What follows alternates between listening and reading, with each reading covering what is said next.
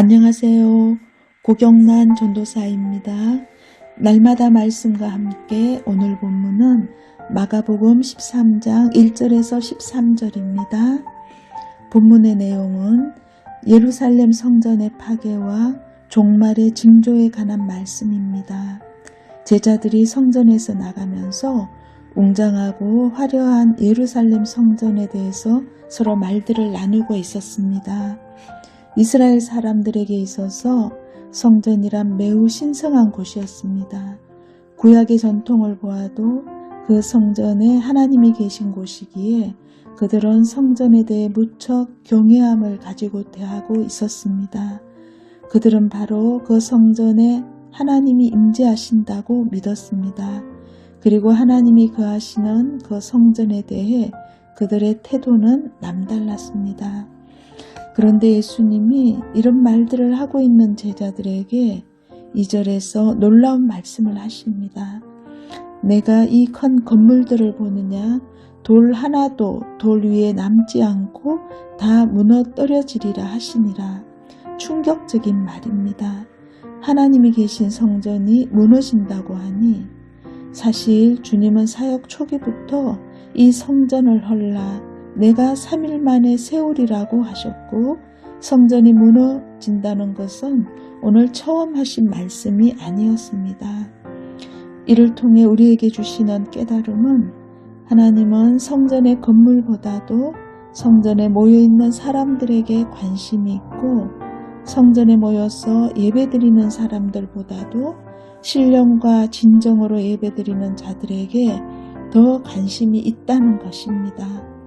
사람들은 눈에 보이는 것에 치중하지만 그러나 하나님은 사람들의 심령을 보십니다.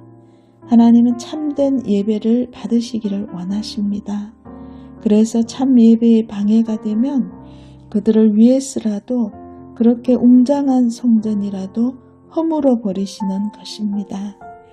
아무리 초라한 곳이라고 해도 자복하는 심령과 회개하는 그리고 겸손한 심령들이 모여 있다면 우리 주님은 바로 그곳에 임재하시는 분이십니다.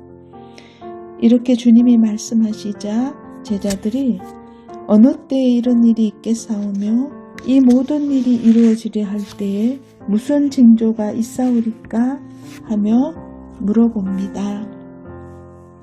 제자들은 성전의 무너짐과 그 징조에 대한 질문이었는데 주님은 그것과 함께 13장에서 재림에 대해서까지 말씀하셨습니다.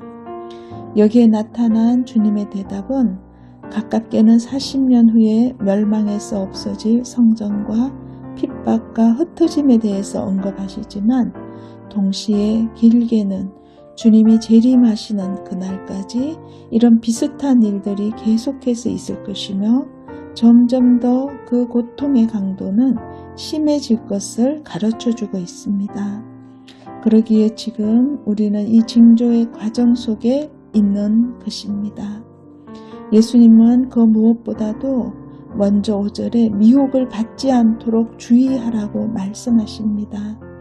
이 말은 그만큼 우리를 현혹시키고 타락시키고 주님의 은혜에서 멀어지게 하는 요소들이 처처에 있다는 것을 가르쳐 줍니다.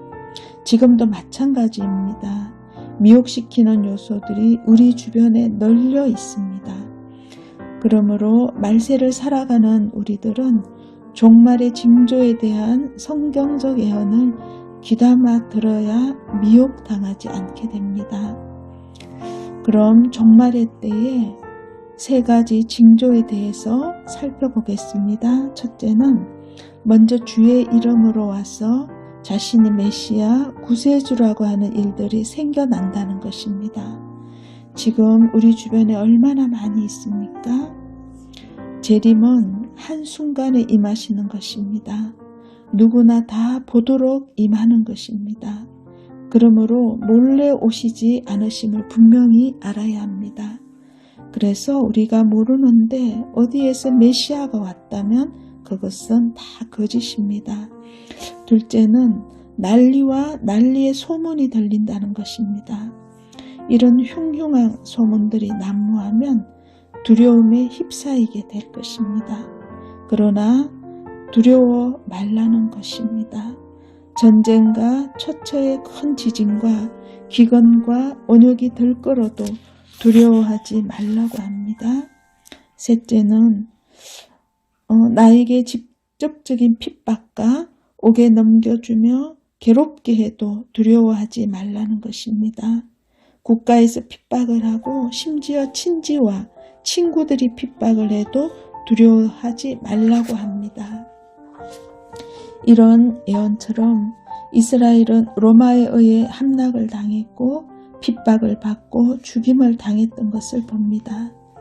이것은 예수님을 믿고 있는 제자들에게 하신 말씀입니다.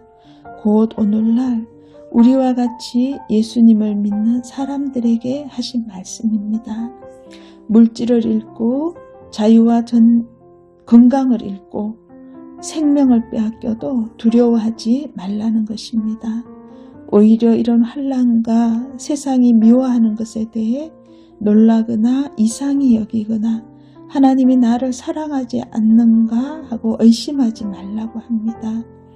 그럼 왜 이처럼 두려워하지 말라는 것일까요? 주님의 약속이 있기 때문입니다. 믿는 자에게 주신 하나님의 말씀이 있기 때문입니다. 13절에 또 너희가 내 이름으로 말미암아 모든 사람에게 미움을 받을 것이나 끝까지 견디는 자는 구원을 받으리라고 합니다. 누가복음에서는 머리털 하나도 상치 않는다고 했는데 이 말은 궁극적으로 우리는 하나님과의 관계가 깨어지거나 우리의 구원이 취소되지 않겠다는 의미로 받아들여야 합니다.